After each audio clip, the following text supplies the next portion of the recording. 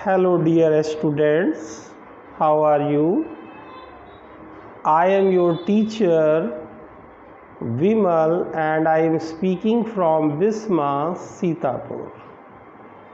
I have taught you 5 chapters which are fundamental chapters of grammar, like some important definitions, parts of speech, verb to be, use of has, have, had, shall have, will have, and demonstrative pronoun.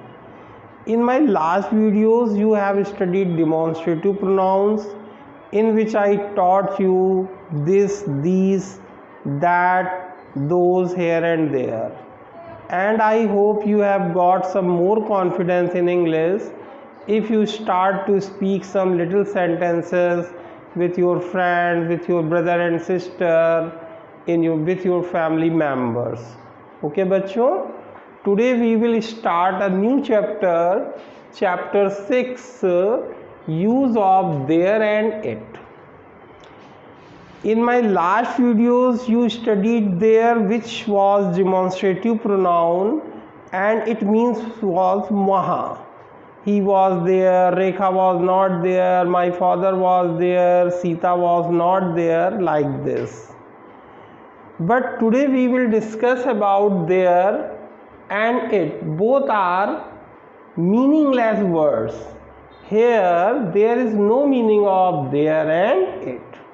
So first of all you will have to write the language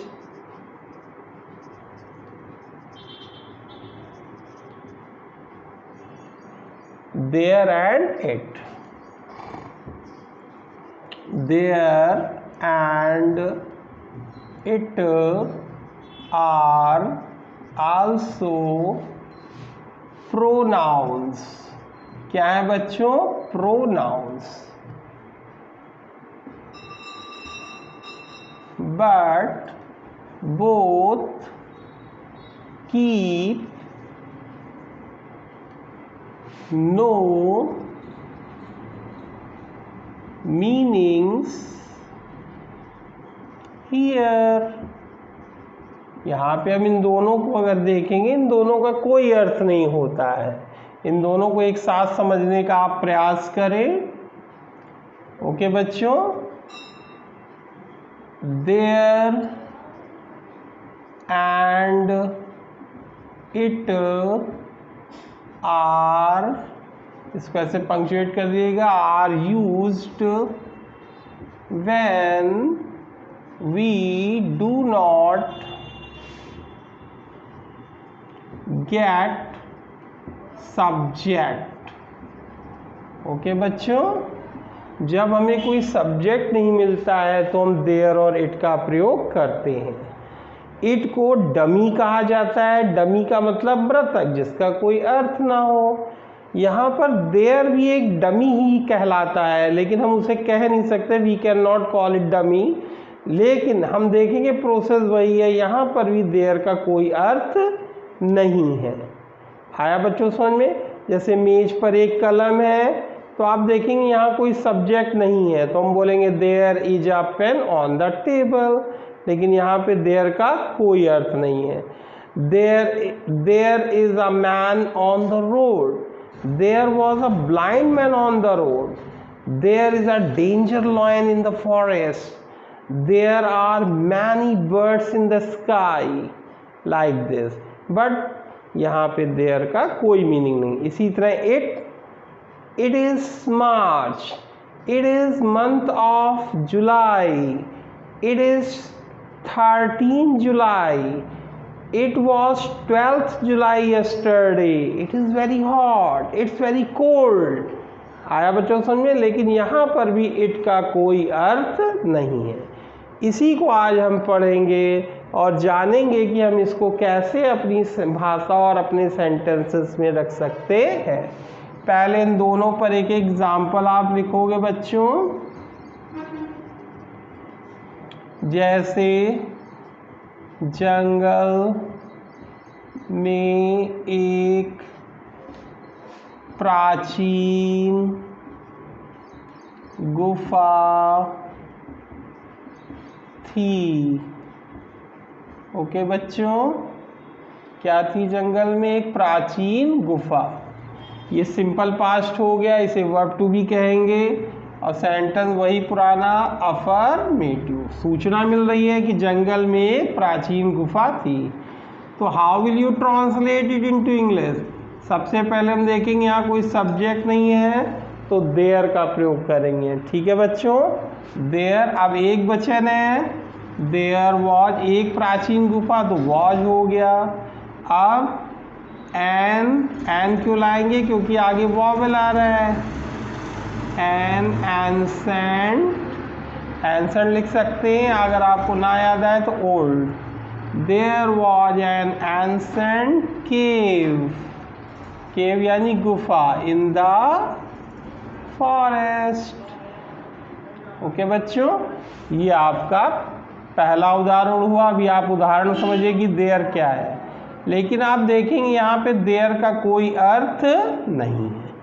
इसी तरह एक example it का देखिए, आज बहुत गर्मी है। ठीक है, इट क्या होता है? डमी, जिसका कोई अर्थ ना हो उसे हम लोग डमी कहते हैं।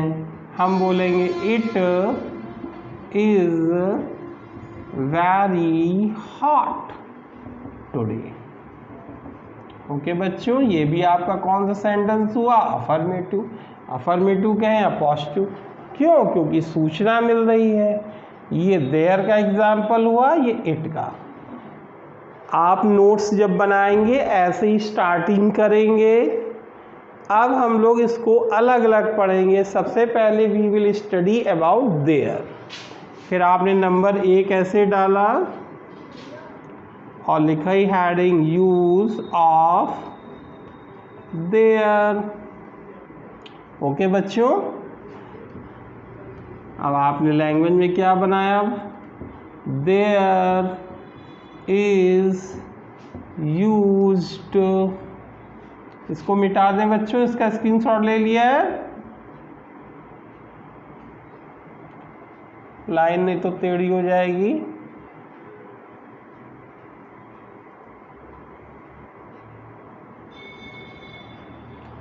There is used when we do not को आप don't बोल सकते हैं, does not को doesn't बोल सकते हैं।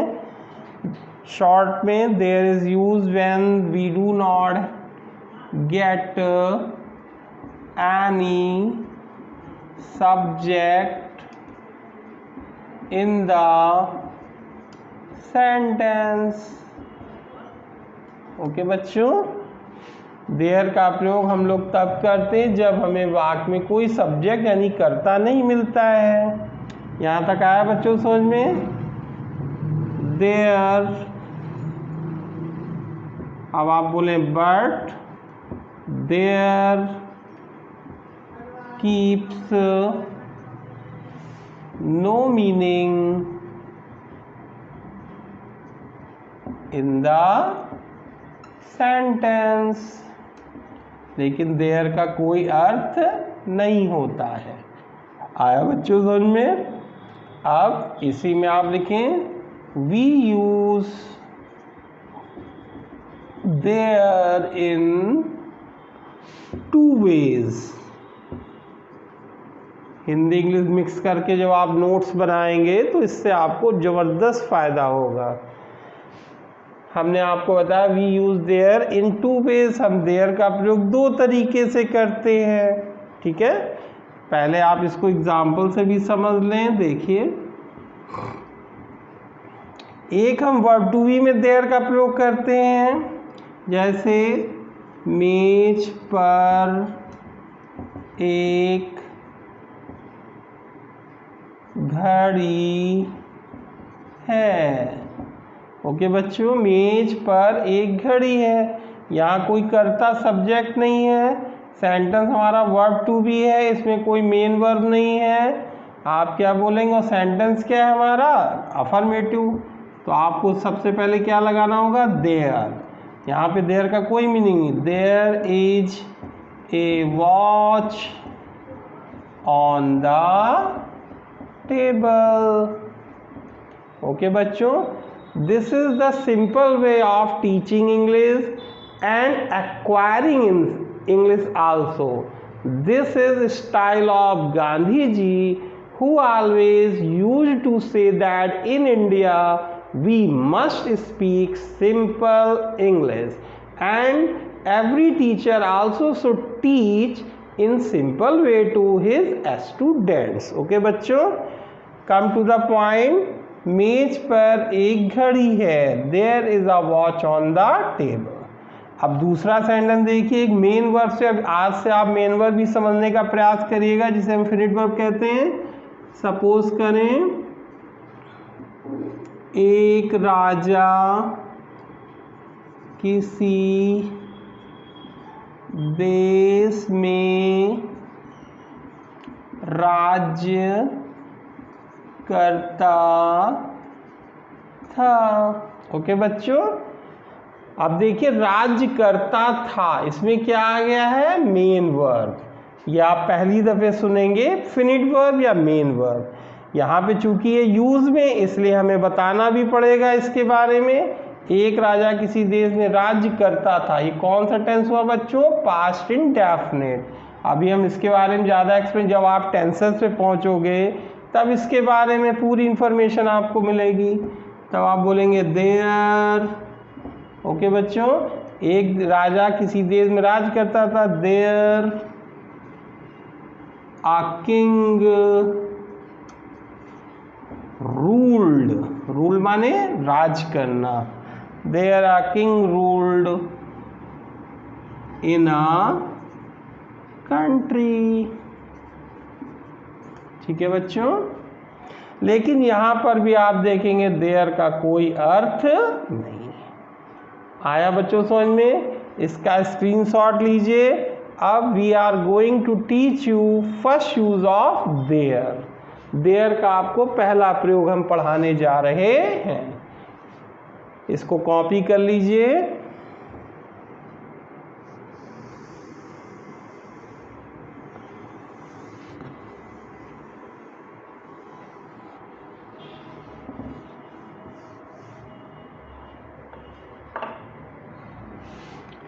देखिए बच्चों, पहला यूज, इसमें आप ए नंबर डालेंगे, लिखेंगे यूज ऑफ देयर, ये पहला यूज है। आप बोलेंगे there is used in simple, देखिए उसी चैप्टर में हम वापस पहुंच गए, simple present, past and future और verb to be। ओके बच्चों, इसे हम लोग क्या बोलते हैं, verb to be भी कह सकते हैं। when we do not get a subject। Okay बच्चों, यानी कर्ता ना मिलने की दशा में हम देयर का प्रयोग simple present, simple past, simple future tense अथवा वर्ब टू बी में करते हैं। ठीक है बच्चों, यानी कर्ता ना मिलने की दशा में। अब इसका आप स्ट्रक्चर बना लें। सबसे पहले आप क्या लगाओगे, देयर प्लस लिंकिंग वर्ब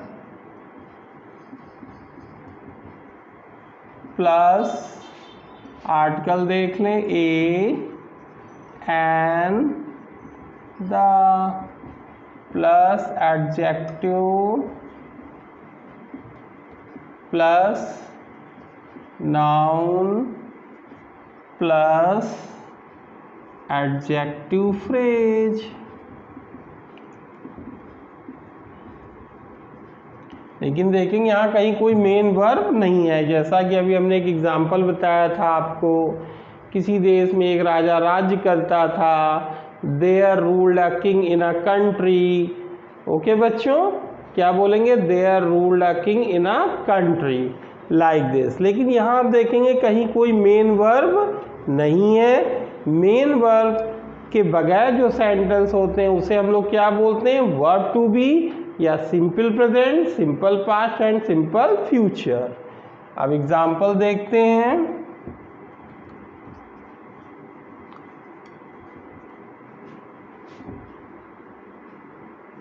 आपको बोलना है किसी जंगल में एक खतरनाक चीता था। ओके बच्चों, किसी जंगल में एक खतरनाक चीता था। आपने कहा देयर का कोई मीनिंग नहीं है, सिंपल पास्ट है, वॉज लगाएंगे। There was a danger panther in a forest. Okay बच्चों, किसी जंगल में एक खतरनाक चीता था। किसी का मतलब यहाँ पर क्या है बच्चों? एक जंगल में, लेकिन लिखा ये जाता है, इसका मीनिंग होता है एक जंगल में एक खतरनाक चीता था। तो आप कहेंगे there was a danger panther in a forest. Sentence कौन सा है? अफर्मेटिव, है ना, और सिंपल पास्ट है जैसे आप पहले बनाते थे। अब अगला देखिए, मेज पर एक नई पुस्तक है। व्हाट विल यू से? मेज पर एक नई पुस्तक है। There is a new book on the table. Okay बच्चों, ये आपका सिंपल प्रेजेंट हो गया। पहला वाला सिंपल पास्ट था और सेंटेंस दोनों कैसे हैं? अफर्मेटिव। अब इसका नेगेटिव भी देखिए, कक्षा में कोई विद्यार्थी नहीं था। How will you translate it? There was not any student in the class। Exactly like आप इसको इंटरोगेटिव बोल लीजिए। क्या गांव में कोई हैंड पंप था? ओके बच्चों, what will you say? Was there a hand pump in a village? आया बच्चों समझ में? एक नेगेटिव टाइप देख लीजिए, क्या जंगल में कोई गुफा नहीं थी? नेगेटिव इंटरव्यू हो गया, या डबल इंटरव्यू कह सकते हैं। Was there not any cave in the forest. आ रहा है बच्चों समझ में? ये आपका पहला यूज ऑफ देयर हुआ। इसमें कहीं कोई मेन वर्ब का प्रयोग नहीं किया गया और वाक्य को सिंपल प्रेजेंट सिंपल पास्ट में बनाया गया या वर्ब टू बी में बनाया गया। इसका सेकंड प्रयोग आप दूसरे वीडियो में देखेंगे। देयर का ये पहला प्रयोग है, एक और प्रयोग होता है वो सेकंड वीडियो में देखेंगे। तब तक आप इसको स्टडी करें और इसके ऊपर सेंटेंस बोलें। Bye bye.